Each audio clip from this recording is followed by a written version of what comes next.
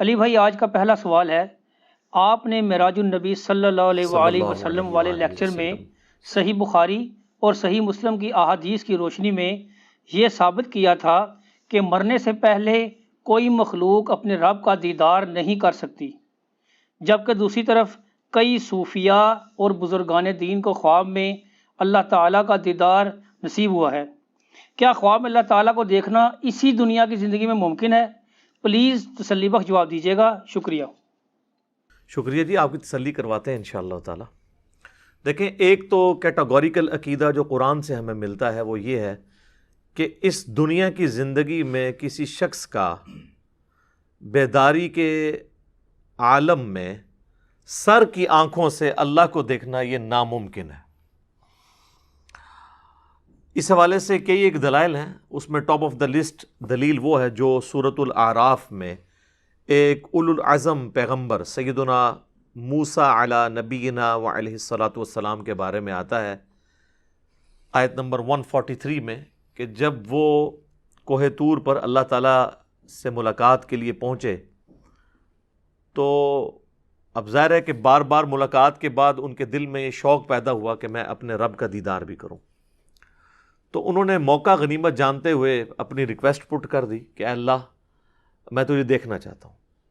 تو اللہ تعالیٰ نے بالکل اسٹریٹ فارورڈ جواب دیا، قال لن ترانی، اللہ نے فرمایا تو مجھے نہیں دے سکتا، ولکن انظر الی الجبل، لیکن تم پہاڑ کی طرف دیکھو جس پہ ہم اپنی تجلی نازل کریں گے، اگر یہ پہاڑ قائم رہ گیا، ہماری تجلی کو برداشت کر گیا، تو پھر تم گمان کرنا کہ تم بھی دیکھ سکتے ہو۔ اور پھر اسی آیت میں آتا ہے کہ جب وہ پہاڑ پر اللہ نے تجلی فرمائی تو موسیٰ علیہ السلام اللہ تعالیٰ کو ڈائریکٹ دیکھنے کی وجہ سے نہیں بلکہ انڈائریکٹلی اس پہاڑ پہ تجلی جو پڑی اس کی وجہ سے بے ہوش ہو گئے، اور پھر جب ہوش میں ہے تو انہوں نے اللہ تعالیٰ کی طرف رجوع لائے کہ یہ تو ممکن نہیں ہے۔ اسی طریقے سے سورۃ الانعام کے اندر بھی اللہ تعالیٰ نے فرمایا ہے کہ لا تدرکہ الابصار، آنکھیں اس کے دیدار کا احاطہ نہیں کر سکتی، وہ ہر چیز کا احاطہ کیے ہوئے۔ تو ان آیات کی روشنی میں یہ چیز کلیئر ہے کہ یہ سر کی آنکھوں سے دنیا میں تو امپاسبل ہے۔ البتہ آخرت کی زندگی میں قرآن حکیم میں کئی ایک آیات ہیں جو اس کو سپورٹیو ہیں کہ ہر اہل ایمان کو اللہ تعالیٰ کا دیدار نصیب ہوگا۔ اس حوالے سے اہل تشیع کا اختلاف ہے، وہ آخرت میں بھی اللہ کے دیدار کے قائل نہیں ہیں، وہ سورۃ الانعام کی آیت کو جنرل مانتے ہیں ہمیشہ کے لیے، جبکہ اہل سنت کے ہاں قرآن حکیم سے کئی آیات سے رزلٹ ایسا نکلتا ہے، اور بخاری اور مسلم کی کئی احادیث اس کو سپورٹ کرتی ہیں کہ آخرت میں اہل ایمان کو، اہل جنت کو سب سے بڑی جو جنت میں نعمت ملے گی وہ اللہ کا دیدار ہے۔ اس کو سپورٹیو جو ہے وہ جتنی آیات اور احادیث ہیں وہ میں نے الگ سے ایک ٹاپک ریکارڈ کروایا ہے جس کا آپ نے ذکر کیا، معراج النبی صلی اللہ علیہ وآلہ وسلم سے متعلق کیا عقیدہ ہونا چاہیے، اور اس رات اللہ تعالیٰ کے دیدار اور نبی علیہ السلام کی ملاقات کے حوالے سے یہ ساری ڈیٹیلز میں نے بتائی ہیں۔ چونکہ آج ٹاپک نہیں ہے لہٰذا میں اگر اس کو ہاتھ ڈال بیٹھا تو پھر اسے بھی 20-25 منٹ میں کنکلوڈ کرنا پڑے گا۔ تو ہم آج کے اس ٹاپک کی طرف آتے ہیں کہ یہ دعویٰ کرنا کہ خواب میں اللہ تعالیٰ کا دیدار ہو سکتا ہے بزرگان دین کو، صوفیاء کو یا اماموں کو، تو یہ صرف ان کی منہ شگافیاں ہیں۔ اس کائنات میں ایک ہی ہستی ہے جسے خواب میں دل کی آنکھوں سے اللہ کا دیدار نصیب ہوا، اور وہ ہیں ہمارے محبوب سید الاولین والآخرین، شفیع المذنبین، رحمت للعالمین، سیدنا و مولانا امام اعظم محمد رسول اللہ صلی اللہ علیہ وآلہ وسلم، اور وہ بھی خواب میں انہیں دیدار ہوا۔ یہ حدیث مسند امام احمد میں ہے، جامعہ ترمذی میں صحیح سند کے ساتھ موجود ہے، امام ترمذی نے بھی اس کی تصحیح کی ہے اور پھر ساتھ کومنٹس نقل کیے ہیں کہ میں نے اپنے استاد امام محمد بن اسماعیل المعروف امام بخاری، ان سے جب اس حدیث کے متعلق پوچھا تو انہوں نے فرمایا یہ حدیث صحیح ہے۔ وہ حدیث میں بعد میں ڈسکس کروں گا اس گفتگو کو کنکلوڈ کرتے ہوئے، یہ جو بزرگان دین کے بارے میں، صوفیاء کے بارے میں یہ لوگ دعوے کر رہے ہیں، یہ ساری ان کی منہ شگافی ہیں. انہی سے پوچھیں کہ کیا صحابہ اکرام علیہم رضوان میں کوئی ایک بھی کامل الایمان شخص ایسا نہیں تھا کہ جو اللہ تعالیٰ کو دیکھ سکتا؟ کوئی ضعیف روایت ہی بتا دیں کہ سیدنا ابو بکر، عمر، عثمان و علی رضی اللہ عنہم اجمعین وعلیہم السلام اجمعین، یہی اولو العزم اصحاب رسول ہیں نا، خلفائے راشدین صلی اللہ علیہ وآلہ وسلم ورضی اللہ عنہم اجمعین. تو ان کو تو کبھی کوئی دیدار اس طرح کا نصیب نہیں ہوا. تو یہ لوگ زیادہ حقدار تھے اللہ تعالیٰ کو خواب میں دیکھنے کے یا بعد کے لوگ؟ اور اگر یہ پیکیج غیر انبیاء کے لیے ہوتا تو سب سے پہلا حق تو سیدنا موسیٰ علی نبینا علیہ الصلوۃ والسلام کا تھا. سورۃ الاعراف میں جو اللہ تعالیٰ نے فرمایا کہ قال لن ترانی، تو مجھے نہیں دیکھ سکتا، تو اللہ تعالیٰ فرماتا ہے کہ بعد میں نے نبی علیہ السلام کے امتیوں کو خواب میں زیارت کروانی ہے، تو تم تو اولو العزم پیغمبر ہو، تو خواب والا پیکیج آفر کیا جاتا ہے. میں آن دا بہاف آف سیدنا موسیٰ علیہ السلام آپ کو گارنٹی سے کہتا ہوں کہ خواب والا پیکیج اگر موسیٰ علیہ السلام کو آفر کیا جاتا وہ قبول کر لیتے. ہمیں کیا جائے، ہم قبول کرنے کے لیے تیار ہیں. وہ پیکیج نہ پیش کرنا اس بات کی دلیل ہے کہ یہ اعزاز ان کو بھی نہیں ملنے والا تھا. اب یہ دعوے صوفیاء کے بارے میں کرنا، اماموں کے بارے میں کرنا، بزرگوں کے بارے میں کرنا، تو یہ لوگوں نے ان کے اوپر جھوٹ باندھے ہیں. ان کی تو کوئی حیثیت نہیں ہے. سیدنا عیسیٰ علی نبینا علیہ الصلوۃ والسلام کے اوپر لوگوں نے جھوٹ باندھ دیے. اس وقت دنیا میں سب سے اوریاں اور بڑا شرک حضرت عیسیٰ علیہ السلام کے نام پر لوگ کر رہے ہیں. اتنے تو بت پرست نہیں ہیں دنیا میں جتنے کرسچنز ہیں، لیکن عیسیٰ علیہ السلام کا کوئی اس میں قصور نہیں ہے. اللہ تعالیٰ نے تو قرآن میں ان کی طرف سے صفائی پیش کی ہے. لقد کفر الذین قالوا ان اللہ هو المسیح ابن مریم، بے شک وہ لوگ کفر کر رہے ہیں جو یہ کہہ رہے ہیں کہ عیسیٰ ابن مریم ہی اللہ ہے. وقال المسیح، جبکہ مسیح تو خود کہا کرتے تھے یا بنی اسرائیل، اے اولاد یعقوب، اے بنی اسرائیل، اعبدوا اللہ ربی و ربکم، اس رب کی عبادت کرو جو میرا بھی رب ہے اور تمہارا بھی رب ہے. انہ من یشرک باللہ فقد حرم اللہ علیہ الجنہ ومأواہ النار وما للظالمین من انصار، بے شک جو کوئی اللہ کے ساتھ شرک کرے گا اللہ نے اس پہ جنت حرام کر دی ہے، اس کا ٹھکانہ جہنم ہے اور وہاں پر اس کا کوئی بھی مددگار نہیں ہوگا. والعیاذ باللہ تعالی. اللہم اجرنا من النار، آمین. تو میرے بھائی قرآن میں تو اللہ تعالیٰ عیسیٰ ابن مریم کی صفائیاں دے رہا ہے کہ وہ تو موحد تھے، ان کے ماننے والے مشرک ہوئے. اسی طریقے سے بزرگوں کے بارے میں، اماموں کے بارے میں اگر کوئی چیزیں منسوب ہوئی ہیں تو ہم بزرگوں کو یا اماموں کو تختہ مشق نہیں بناتے، الا یہ کہ کسی بزرگ نے جان بوجھ کے اپنے بارے میں کوئی جھوٹ پھیلایا ہو، اور وہ بھی ہم وثوق سے تو نہیں کہہ سکتے، اس کا اور اللہ کا معاملہ ہے. انہوں نے پبلک میں مشہور کیا ہوا ہے کہ جی وہ خواب والا معاملہ تو بہت چھوٹا ہے، وہ تو کہتے ہیں بیداری میں دیکھا ہے. کشف المحجوب جو تصوف میں پہلی کتاب ہے فارسی زبان میں، عربی زبان میں تو اور کتابیں اس سے پہلے لکھی گئیں، لیکن فارسی میں پہلی جو ٹیکسٹ بک ہے تصوف پہ، وہ اعزاز آپ کو حاصل ہے. یعنی آپ کے ملک پاکستان میں لاہور میں وہ دربار ہے المعروف داتا دربار، سید علی بن عثمان حجویری المتوفہ 465 ہجری، انہوں نے کشف المحجوب لکھی ہے، اور اس میں وہ بایزید بستامی کے حوالے سے لکھتے ہیں کہ بایزید بستامی کہتے ہیں کہ جب میں پہلی دفعہ حج کے لیے گیا نا، تو میں نے جو ہے نا وہ کعبہ دیکھا اور کعبے کے رب کو نہیں دیکھا. اب یہ کون سی ڈیمانڈ ہے، یعنی کہ وہاں پہ کوئی، اور کہتے ہیں پھر جب میں اگلی دفعہ گیا نا تو پہلا حج تو کہتے ہیں میرا ضائع گیا، اگلی دفعہ گیا تو میں نے بیت اللہ کو بھی دیکھا اور بیت اللہ کے رب کو بھی دیکھا. اور یہ وہ دعویٰ خواب میں نہیں کر رہے، بیداری میں کر رہے ہیں. تو کہتے ہیں کہ جی میں نے کہا یہ بھی اس دفعہ بھی حج میرا گیا، کیونکہ یہ تو شرک ہو گیا، کعبہ بھی اور بیت اللہ بھی. یعنی جن لوگوں کو ان چیزوں کی سمجھ نہیں ہے. اور پھر کہتے ہیں میں جب تیسری دفعہ گیا نا تو کعبہ غائب تھا، صرف اللہ کو دیکھا. تو کہتے ہیں پھر بھی میرا حج نہیں ہوا کیونکہ اس میں موجود تھا. ٹھیک ہے نا. تو اب یہ وہ ایک کہانی ہے, اور یہ اتنی عجیب و غریب کہانی ہے کہ اکثر لوگ سن کے اس کو سبحان اللہ ہی کہتے ہیں کہ پتہ نہیں کتنی کو بڑی علمی کو بات کر دیتی ہے. تو اس میں انہوں نے ڈائریکٹ دعویٰ کیا ہے.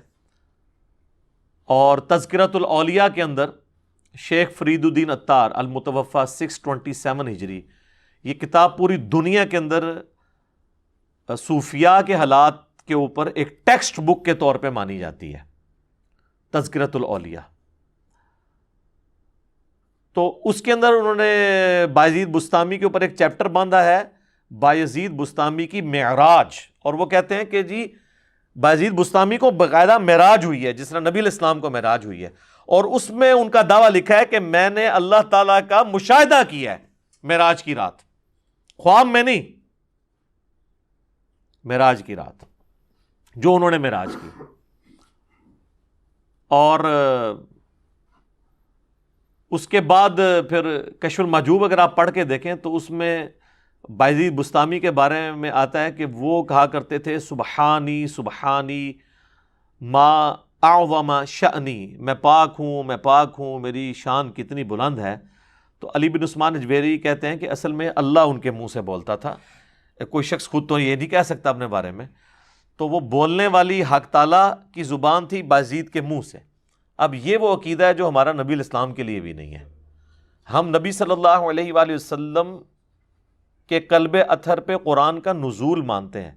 ہم یہ نہیں کہتے کہ اللہ تعالیٰ رسول اللہ کے منہ سے بولتا تھا, بلکہ ہم کہتے ہیں اللہ تعالیٰ جو ان پہ نازل فرماتا تھا وہ وہی نبی علیہ السلام ارشاد فرماتے تھے.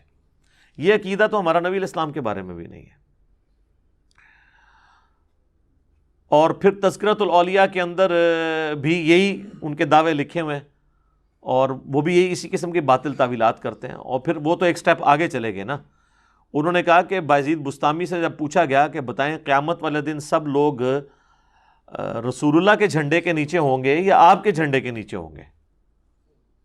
یہ پوچھنے والے بٹ کیڑے نے جنہوں نے قرآن حدیث دے ہی نہیں پتا. تو کہتے ہیں میں قسمیاں کہتا ہوں کہ محمد صلی اللہ علیہ وآلہ وسلم اور تمام انبیاء میرے جھنڈے کے نیچے ہوں گے. اور یہاں پہ انہوں نے ختم نہیں کیا, وہ کہتے ہیں لوائی اعظم من لوائی محمد, میرا جھنڈا محمد کے جھنڈے سے بھی بڑا ہوگا. استغفر اللہ واتوب الیہ. حضرت صاحب اگر آپ نے یہ بات کہی ہے نا تو آپ پاکستان میں آئیں تو سب سے پہلے میں پٹیشن فائل کروں گا 295C کی. اب ان لوگوں کے ماننے والوں کو کم از کم ان کتابوں کو پرنٹ کرنے والوں پہ تو 295C لگوانی چاہیے جب تک وہ پرنٹنگ سے توبہ نہیں کرتے. تو پھر وہ مصنف عطار صاحب جو ہیں فرید الدین عطار, وہ اس کی تعویل کرتے ہیں. وہ کہتے ہیں یار کہ بات یہ اتنے بڑے بزرگان دین تھے, یہ کیسے رسول اللہ کی توہین کر سکتے ہیں؟ اصل میں ان کے منہ سے اللہ بول رہا تھا جب وہ کہہ رہے تھے نا کہ میرا جھنڈا محمد کے جھنڈے سے بڑا ہے, تو اللہ کا جھنڈا تو محمد کے جھنڈے سے بڑا ہی ہوگا. ایک جھوٹ کو چھپانے کے لیے ایک اور جھوٹ بولا, اور وہ جھوٹ اتنا بڑا بلنڈر ہے کہ قیامت والے دن تو جھنڈا ہونا ہی ایک ہے. صحیح مسلم میں حدیث ہے قیامت والے دن سب سے پہلے میں قبر سے نکالا جاؤں گا, سب سے پہلے میں شفاعت کروں گا, اور سب سے پہلے میری شفاعت قبول کی جائے گی. اور صحیح مسلم میں حدیث ہے کہ سب سے پہلے میں جنت کے دروازے پر جاؤں گا, دستک دوں گا, تو دستک کے اگینسٹ جواب آئے گا فرشتے کی طرف سے, کون؟ تو میں کہوں گا محمد. تو وہ مجھے کہے گا کہ مجھے اللہ کی طرف سے یہی حکم تھا کہ یہ جنت کا دروازہ سب سے پہلے آپ کے لیے کھلا ہے. یہ ہے کتابوں کا خدا, یہ ہے کتابوں کا پیغمبر, اور بابوں کا ریلیجن. اب آپ دیکھ لیں تو پھر ہم کیوں نہ عرض کریں کہ مرنے سے پہلے اے مسلمان کر لے اس پہ غور, کتابوں کا خدا اور ہے, بابوں کا خدا اور. کتابوں کا دین اور ہے, بابوں کا دین اور. کتابوں کا جہاں اور ہے, بابوں کا جہاں اور. تو ٹھیک کہتے ہیں نا وکھرا جہاں ہوتا ہے, تو وکھرا یہ نظر آ رہا ہے وکھرا جہاں ہے. حتیٰ کہ بخاری اور مسلم دونوں میں حدیث ہے, نبی علیہ السلام نے فرمایا انا سید الاولین والآخرین, میں جتنے گزر چکے, جتنے قیامت تک آئیں گے, تمام کا سردار ہوں, اور اللہ کے حضور میں ان کا خطیب بنوں گا. یہ ہے کتابوں کا دین. اور دوسری طرف بایزید بستامی المتوفی 261 ہجری, ابو یزید بستامی, یزید ابا جی, تو 261 ہجری میں فوت ہوئے ہیں، اور میرے امام مسلم بھی 261 ہجری میں فوت ہوئے ہیں۔ ان کا نام ہے ابو الحسین مسلم بن حجاج القشیری۔ اور میں جو حدیثیں بیان کر رہا ہوں نا کہ قیامت والے دن لوگ میرے جھنڈے کے نیچے ہوں گے، میں شفاعت کروں گا، وہ امام مسلم لے کر آئے ہیں۔ کیسے ویسے میچ ہوا ہے کام؟ ابو یزید 261 ہجری والے اور ابو الحسین 261 ہجری والے، بالکل دونوں کے عقیدے ڈیفرنٹ ہیں۔ یہ ہے کتابوں کا دین اور وہ ہے بابوں کا دین۔ ہاں آپ کہہ لیں، کہنے کو تو دین سب کا اسلام ہے، لیکن کتابوں کا جہاں اور ہے، بابوں کا جہاں اور۔ اسلام کو صوفیاء بھی کلیم کر رہے ہیں، سلفی بھی کر رہے ہیں، بریلوی دیوبندی اہل حدیث شیعہ سب کر رہے ہیں، کتابوں میں دین دیکھنا ہے کیا ہے۔ تو یہ تو میں نے آپ کو اس لیے بتایا کہ یہ بیداری کے یہ لوگ دعویٰ کر رہے ہیں۔ اچھا، وہ تذکرۃ الاولیاء میں انہوں نے یہ بھی لکھا ہے کہ بایزید بستامی کے بارے میں جنید بغدادی فرمایا کرتے تھے کہ ان کا اولیاء میں وہی مرتبہ ہے جو جبرائیل علیہ السلام کا فرشتوں میں ہے، یعنی اولیاء کے سردار کون ہیں؟ بایزید بستامی، جیسا کہ فرشتوں کے سردار ہیں۔ تو شیخ عبد القادر جیلانی تو فارغ ہو گئے، بیک وقت تو دو نہیں ہو سکتے نا، اور حقیقت یہ ہے کہ یہ دونوں ہی فارغ ہیں۔ اولیاء اللہ کا سردار امت کے اندر کوئی ہے نا تو وہ ابو بکر، عمر، عثمان و علی ہیں رضی اللہ عنہم اجمعین وعلیہم السلام اجمعین، کیونکہ غیر نبی کے اوپر یہی کیٹیگری ہے نا اولیاء اللہ کی۔ تو کہانی ہے، شیخ عبد القادر جیلانی رحمۃ اللہ علیہ کو تو پتہ بھی نہیں ہوگا میرے ساتھ انہوں نے کیا کچھ کیا ہے۔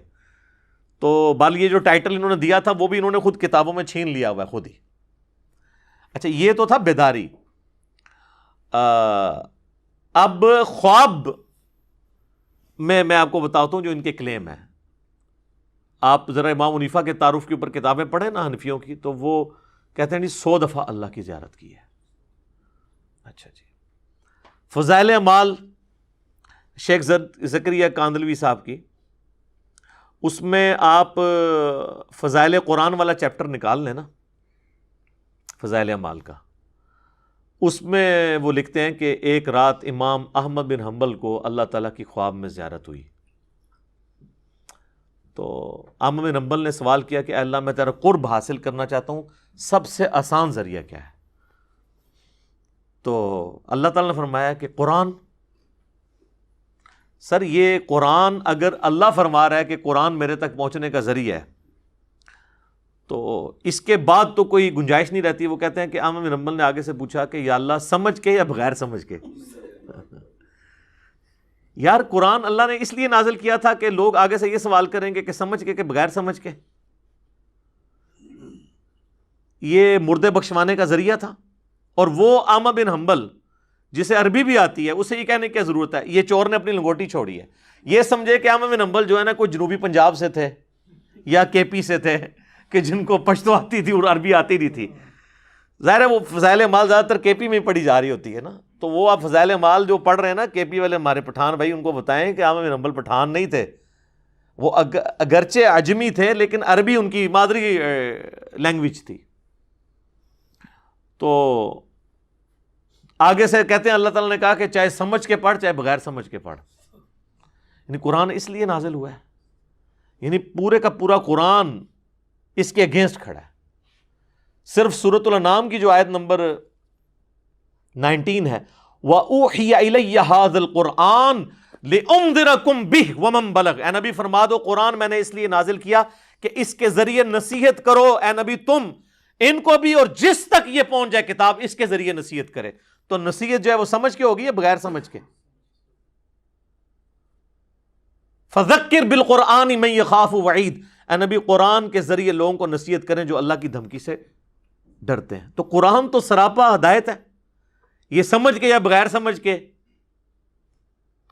اور یہی وجہ کہ پھر آپ کو یہ لوگ جو ہے نا وہ یہی کہتے نظر آئیں گے جی میں اتنے سپارے پڑھتا ہوں تو میں اتنے، اور وہ بھی فضائل اعمال کے اندر لکھا ہوا ہے کہ جی ایک بزرگ تھے روزانہ 3 قرآن پڑھتے تھے، اور پھر ایک اور کے بارے میں لکھتے ہیں کہ وہ 8 قرآن پڑھا کرتے تھے روزانہ کے۔ 8 قرآن روزانہ کے پڑھنا کیا پاسبل ہے؟ بغیر سمجھ کے بھی نہیں پڑھے جا سکتے۔ یہ تو اس کے ساتھ کوئی اس کا تعلق ہی نہیں بنتا، بغیر سمجھ کے بھی 8 قرآن نہیں پڑھے جا سکتے۔ سر آپ کو 15 سے 20 منٹ تو چاہیے نا ایک سپارہ پڑھنے کے لیے بغیر سمجھ کے۔ تو آپ ذرا کیلکولیشن کر لیں کہ 8 قرآن کیسے پڑھے جا سکتے ہیں؟ 24 گھنٹے میں سونا بھی ہے، کھانا پینا بھی ہے، ٹائلٹ بھی ہے، سب کچھ چیزیں جڑی ہوئی ہیں. صحابہ نہیں پڑھ سکتے تھے. صحیح مسلم میں حدیث ہے، بخاری میں بھی اس کا کچھ حصہ موجود ہے کہ نبی علیہ السلام فرمایا تم میں سے کسی کی استطاعت ہے کہ رات میں تہائی قرآن پڑھ لے؟ صحابہ نے کہا یا رسول اللہ ہم میں کون ایسی استطاعت رکھ سکتا ہے؟ تو آپ نے فرمایا کہ سورہ اخلاص تہائی قرآن کے برابر ہے. تو صحابہ نے تو نہیں کہا کہ بھئی ہمارے جو گھوڑے کے سم سے جو خاک اڑے گی وہ کسی ہمارے گھوڑے کی نتنوں میں بیٹھے تو کوئی بزرگ اس کو نہیں پہنچ سکتا، تو جب بزرگ 8 قرآن پڑھیں گے تو ہم کیوں نہیں پڑھ سکتے یا رسول اللہ؟ کہانی ہے نا، جو مرضی بیان کرو. جو میں کہتا ہوں صحیح مسلم میں وہ حدیث ہے کہ بنو سلمہ جو ہے مسجد نبی کے قریب شفٹ ہونے لگے. نبی علیہ السلام نے ان کا جھمگٹا دیکھا. آپ نے فرمایا کیا ارادہ ہے؟ کہ یا رسول اللہ اتنی دور سے آتے ہیں اپنے گاؤں سے تو جماعت رہ جاتی ہے، چاہتے ہیں آپ کے پاس شفٹ ہو جائیں. اتنی دور سے مشقت کر کے پیدل چل کے آنا پڑتا ہے. تو آپ نے فرمایا کہ جتنے قدم چل کے آتے ہو نا اتنی نیکیاں تمہارے نامہ اعمال میں لکھی جاتی ہیں. تو انہوں نے پھر دوبارہ شفٹ ہو گئے وہ، اور انہوں نے ارادہ ترک کر دیا. تو میں کہتا ہوں یار یہ تو کہتے ہیں بزرگ جو ہے وہ ایک نماز مکے پڑھتے ہیں، دوسری مدینے پڑھتے ہیں، روحانی طور پہ تیسری بیت المقدس. صحابہ کو تو اپنے گھر مدینے کے گاؤں سے شہر میں شفٹ کرنے پڑ رہے ہیں. نبی علیہ السلام کو تو بقول ان کے کہنا چاہیے تھا کہ بھئی آنے میں تکلیف ہوتی ہے تو اڑ کے آ جایا کرو. تمہارے گھوڑے کے نتنے میں بیٹھنے والی خاک سے بھی گئے گزرے جو بزرگان دین ہوں گے وہ تو اڑا کریں گے، تو تم نہیں اڑ سکتے؟ سر یہ کتابوں کا دین ہے. کتابوں کا دین بابوں کے دین سے بالکل مختلف ہے. جب تک یہ بابے نہیں نہ اکھڑتے اس وقت کتابیں نہیں ان کے اندر داخل ہوں گی. اب تو اللہ کا شکر ہے اکھڑ گئے ہیں، اب تو کبھی کوئی یاد کرواتا ہے تو یاد آتا ہے. تو ادروائز تو اللہ کا شکر ہے کہ یہ سارا کے سارا معاملہ کلیئر ہو گیا. اچھا پھر فضائل مال کے اندر انہوں نے نا صرف یہاں پہ دروازہ نہیں بند کیا قرآن کو سمجھنے کا، انہوں نے اس کو مزید انشور کیا اور انہوں نے کہا کہ قرآن پاک جو ہے نا اس کی تفسیر کے لیے، اس کو سمجھنے کے لیے 15 علوم چاہیے تاکہ بالکل انشور ہو جائے کہ کوئی ترجمے کی طرف جائے ہی نہ. اور وہ گنواتے گنواتے 14 علوم تک جب پہنچے ہیں نا، اور جب 15واں لکھا ہے تو لکھا 15واں وحی ہے، گاڈ گفٹڈ، کہتے ہیں اللہ کی طرف سے. جو ہم کہتے ہیں نا نبوت وحی ہے، ولایت کسبی ہے، یہ 2 ٹرمز ہیں.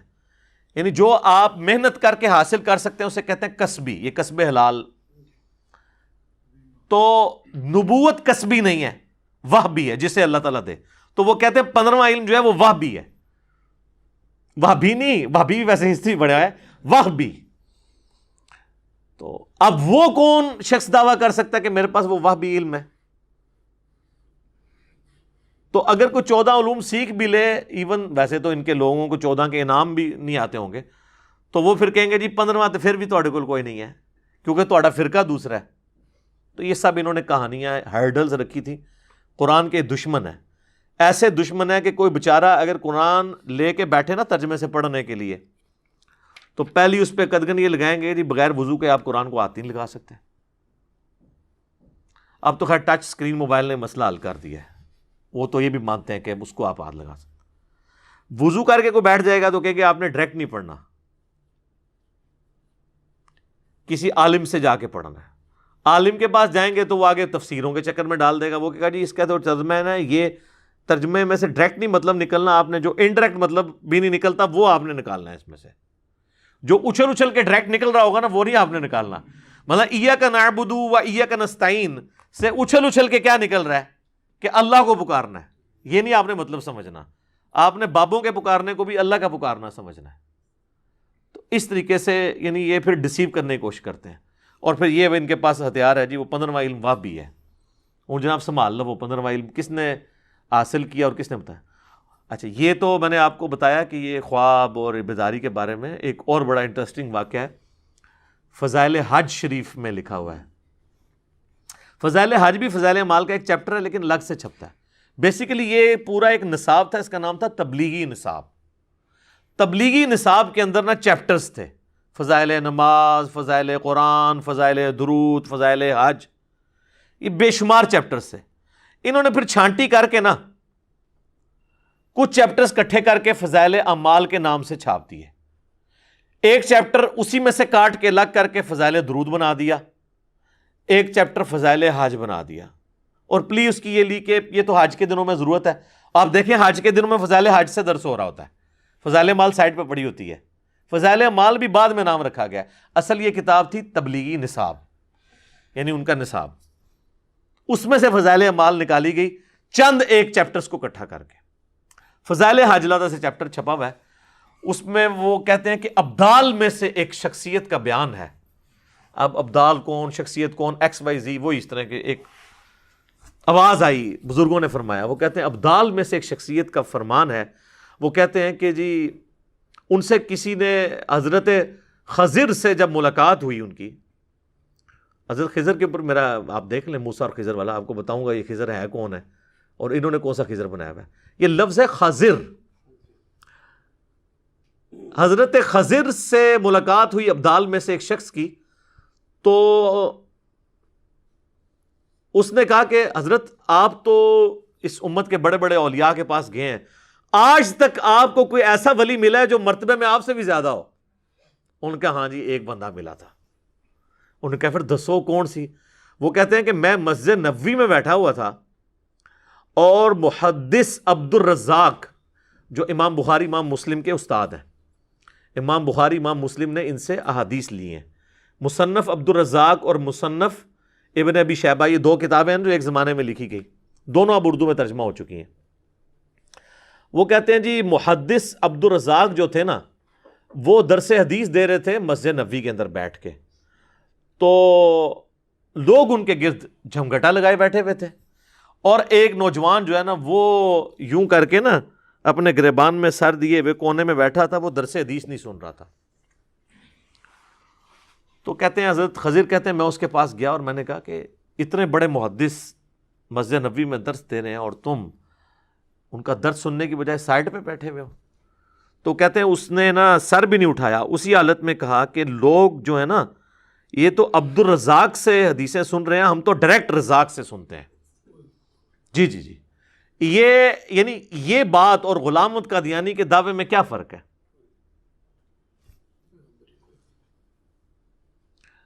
تو اچھا وہ خضر کہتا ہے میں پریشان ہو گیا. اس نے کہا اچھا بتاؤ کہ اگر تم اتنا ہی سمجھتے ہو اپنے آپ کو تو بتاؤ میں کون ہوں. تو وہ کہتے ہیں کہ جی اس شخص نے سر اٹھائے بغیر کہا کہ اگر میں غلطی پر نہیں ہوں نا تو تم خضر ہو. ویسے جو اس کو ذرا مرچیں لگا کے لکھتے ہیں نا، تو وہ کہتے ہیں جی انہوں نے جناب نا انج نگاہ اتے اٹھائی، پھر انہوں نے تھلے دیکھا، پھر سجے ویکھیا انج کر کے، پھر کھبے ویکھیا، پھر سامنے دیکھا، پھر اپنے آپ نے دیکھا. انہوں نے کہا جی بھائی میں نے دیکھا ہے نہ خضر اس وقت اوپر ہے نہ نیچے ہے، نہ دائیں مجھے نظر آیا دور تک نہ بائیں، یا تو خضر ہے یا میں ہوں، تو میں تو ہے نہیں ہوں تو ہی ہے. اے رے کوآرڈینیٹس انہوں نے لوکیٹ کیتے نے، اوندے اوندے پہنچ گئے ہو لبدے لبدے. تو یہ ہیں لوگوں کے دعوے. آپ تو بات کر رہے ہیں خوابوں میں دیکھنے کی، یہ تو خوابوں سے بھی اگلے ورژن میں جا چکے ہیں. بہرحال ایک یہ خواب ہے اور ایک وہ خواب ہے جو وحی الہی ہوتا ہے، اور وہ ہوتے ہیں پیغمبروں کے خواب. غیر پیغمبر کا بھی ہو سکتا ہے. وہ بخاری مسلم میں حدیث ہے کہ خواب یا اللہ کی طرف سے ہوگا یا شیطان کی طرف سے یا نفس کی طرف سے. اور یہ بھی حدیث ہے بخاری اور مسلم دونوں میں کہ خواب نبوت کا 46واں حصہ ہے، یعنی غائب کی خبروں کا 46واں حصہ ہے. اور صحیح بخاری میں حدیث موجود ہے کہ میری وفات کے بعد اب غائب کی خبروں سے صرف خواب والی جو ڈومین ہے یہ باقی رہ گئی ہے. اور وہ بھی ساتھ فرمایا جو نیک خواب ہیں اللہ تعالیٰ دکھائے گا، مبشرات باقی ہیں اور وہ نیک خواب. البتہ بخاری اور مسلم میں جو یہ ہے نا نبوت کا 46واں حصہ ہے، یہ غیر انبیاء کے لیے بھی خواب آ سکتا ہے، لیکن جب نبی کو خواب آتا ہے نا اس میں شیطان کی دخل نہیں ہوتی.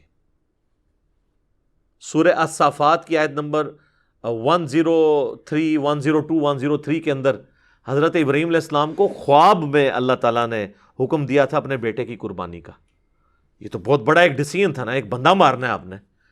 تو وہ خواب وہی الہی تھا اور وہ ایگزیکیوٹ کرنے پہنچ گئے. وہ تو پھر اللہ تعالیٰ نے اس کے بدلے میں ایک فدیہ نازل فرما دیا.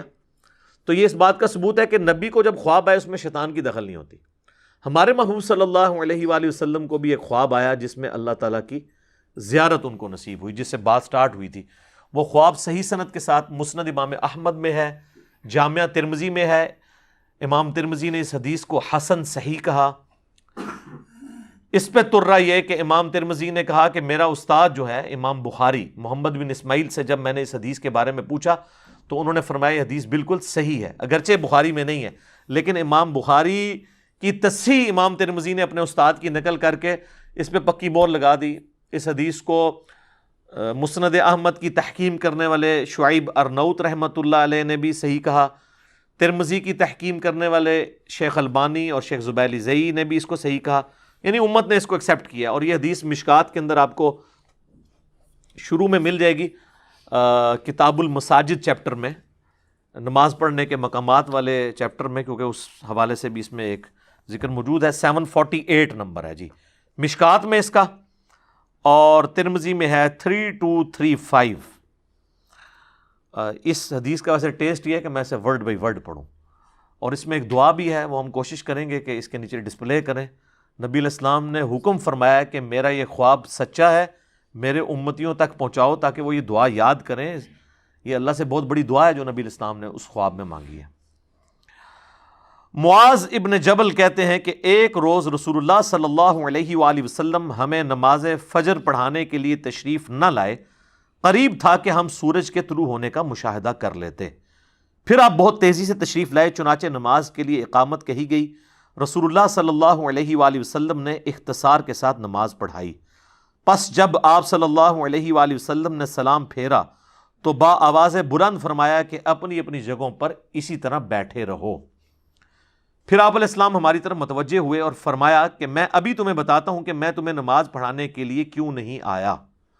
یعنی وہ آپ کی وہ جو نیند تھی وہ غفلت کی وجہ سے نہیں تھی. میں رات کو بیدار ہوا، وضو کیا، جس قدر مقدر میں تھا میں نے نماز پڑھی، پھر مجھے اونگ آنے لگی حتیٰ کہ وہ مجھ پر غالب ہو گئی. تب میں نے اپنے رب تبارک و تعالی کو بہترین صورت میں دیکھا خواب میں. صلاۃ بر محمد وآل محمد، اللہم صلی علی محمد وعلی آل محمد. چنانچہ اس نے فرمایا محمد. میں نے عرض کی میرے رب حاضر ہوں. اچھا ایک مسئلہ تو کلیئر ہوا نا. یہ جو آپ کو بعض بریلوی علماء کہتے ہیں نا کہ کبھی اللہ تعالیٰ نے یا محمد نہیں کہا، یا رسول اللہ، یا ایھا المدثر، یا ایھا الرسول یہ کہا ہے.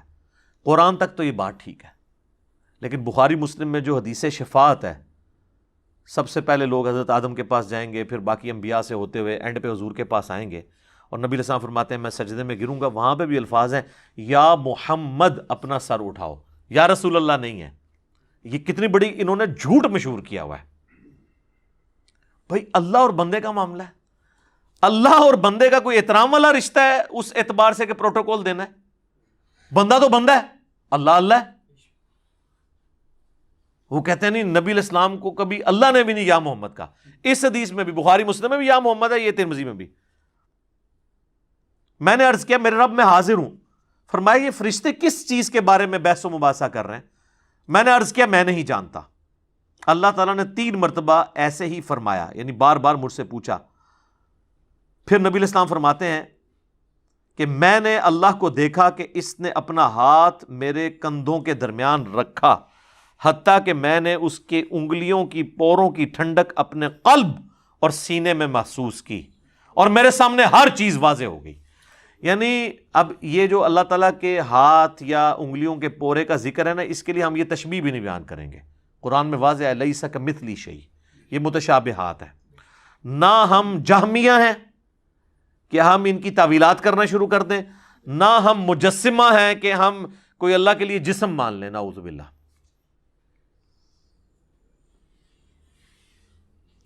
اور یعنی اس کی برکت سے پھر ہر چیز کہتے ہیں مجھے واضح ہوگی اور میں نے پہچان لی. پھر میرے رب نے مجھ سے فرمایا محمد. میں نے عرض کی میرے رب میں حاضر ہوں. یہ مقرر فرشتے کس چیز کے بارے میں بحث و مباحثہ کر رہے ہیں؟ میں نے عرض کیا کہ گناہ مٹا دینے والے اعمال کے بارے میں. اللہ نے پوچھا وہ کیا ہیں؟ اب سکھایا اللہ نے خود ہی ہے، لیکن یہ اصل میں تربیت ہو رہی ہے. میں نے عرض کیا باجماعت نماز پڑھنے کے لیے چل کر جانا. یہ آپ نے ذرا مال نوٹ کر رہے ہیں. نماز کے بعد مسجد میں ہی بیٹھے رہنا، اور ناگواری کے باوجود اچھی طرح مکمل وضو کرنا، 3 اعمال۔ پھر وہ کس چیز کے بارے میں بحث کر رہے ہیں؟ میں نے عرض کیا درجات کے بارے میں۔ فرمایا وہ کیا ہے؟ میں نے عرض کیا کھانا کھلانا، نرمی سے بات کرنا، اور جب لوگ سو رہے ہوں تو نماز تہجد پڑھنا، یہ درجات کی بلندی کا سبب ہے۔ اور جو پہلے 3 اعمال تھے وہ گناہوں کے مٹانے والے 3 اعمال ہیں۔ اچھا، آج نبی علیہ السلام فرماتے ہیں کہ اللہ تعالیٰ نے پھر مجھ سے فرمایا کہ اے محمد کچھ مانگنا ہے تو مجھ سے مانگ لو۔ اب نبی علیہ السلام نے اسی وقت ایک دعا، وہ اللہ نے ان کو تعلیم کی یا فی البدی زبان پہ آئی خواب کی حالت میں، تو وہ جو باتیں ڈسکس ہو رہی تھی نا، نیک اعمال، گناہوں کو مٹا دینے والے اعمال، درجات کے بلندی والے، تو نبی علیہ السلام کہتے ہیں جب مجھے اللہ نے کہا نا کہ مانگ لے کچھ مجھ سے مانگنا ہے، تو میں نے پھر یہ دعا مانگی۔ وہ ہے دعا جناب، اللہم انی اسألک فعل الخیرات وترک المنکرات وحب المساکین وان تغفر لی وترحمنی واذا اردت فتنۃ فی قوم فتوفنی غیر مفتون اسألک حبک وحب من یحبک وحب عملی یقربنی الی حبک۔ یہ دعا کہتے ہیں میں نے جب مانگی، اس کا ترجمہ میں بعد میں بتاتا ہوں، تو رسول اللہ فرماتے ہیں صلی اللہ علیہ وآلہ وسلم میرا یہ خواب حق ہے، اسے یاد کر لو اور اسے دوسروں تک پہنچاؤ۔ امام ترمذی فرماتے ہیں حدیث حسن صحیح ہے، اور میں نے محمد بن اسماعیل بخاری سے اس حدیث کے متعلق پوچھا تو انہوں نے فرمایا یہ حدیث صحیح ہے۔ اب یہ ہے اصل میں وہ دعا جو آپ کو یاد کرنی چاہیے۔ اللہ کا شکر ہے میں نے تو 1994 میں یاد کی تھی، جب مجھے پہلی دفعہ یہ پتہ چلی، جب میں FSC میں پڑھتا تھا، تو نماز کے تشہد میں اسے پڑھیں اس دعا کو، کیونکہ بخاری مسلم میں حدیث ہے جب درود شریف پڑھ چکو تشہد میں، اس کے بعد جو چاہو اپنے رب سے مانگو۔ تو آپ یہ مانگیں کہ اللہم انی اسألک فعل الخیرات، اے اللہ میں تجھ سے سوال کرتا ہوں ہر طرح کے نیک کام کرنے کا، وترک المنکرات، اور ہر برے کام کو چھوڑ دینے کا، وحب المساکین، اور مسکینوں سے محبت کرنے کا، وہی باتیں جو وہ ڈسکشن ہو رہی تھی، وَأَن تَغْفِرَ لِي وَتَرْحَمَنِي، اور یہ کہ تو مجھے بخش دے اور مجھ پر رحم فرما، وَإِذَا أَرَدْتَ فِتْنَةَ فِي قَوْمٍ فَتَوَفَّنِي غَيْرَ مَفْتُونٍ، اور جب تو ارادہ کرے کسی قوم کو آزمائش میں ڈالنے کا تو اے اللہ مجھے اس آزمائش سے بچا کے رکھنا۔ اسألک حبک، اے اللہ میں تجھ سے تیری محبت کا سوال کرتا ہوں، وحب من یحبک، اور ہر اس شخصیت کی محبت کا سوال کرتا ہوں جس سے تو محبت کرتا ہے، وحب عملی یقربنی الی حبک، اور ہر اس نیک عمل کی محبت میں تجھ سے مانگتا ہوں جو مجھے تیرا قرب عطا کر دے۔ یہ اسی کی فارم ہے جو ابو داؤد میں اور نسائی میں حدیث ہے نا، معاذ ابن جبل سے حضور نے کہا تھا معاذ میں تجھے محبوب رکھتا ہوں، میں تجھے وصیت کرتا ہوں کہ ہر نماز کے بعد کبھی ترک نہ کرنا، ربی اعنی علی ذکرک و شکرک و حسن عبادتک۔ اور نسائی میں الفاظ ہیں اللہم اعنی علی ذکرک و شکرک و حسن عبادتک، اے اللہ میری مدد فرما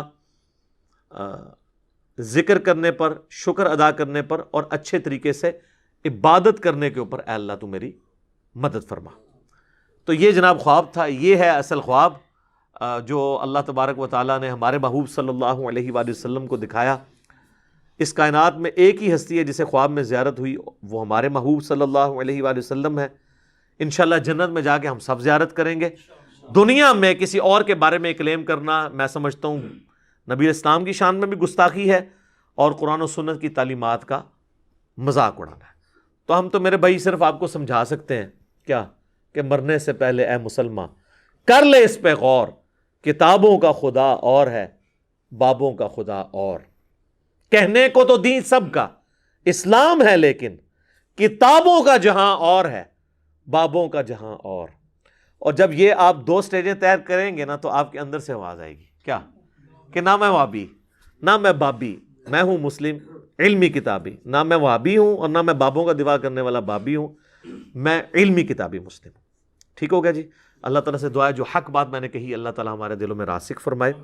اگر جذبات میں میرے منہ سے کوئی غلط بات نکل گئی تو اللہ تعالیٰ ہمارے دلوں سے اسے دھو ڈالے, ہمیں معاف بھی فرما دے, ہمیں کتاب و سنت کی تعلیمات پر عمل کر کے دوسرے بھائیوں تک پہنچانے کی توفیق عطا فرمائے.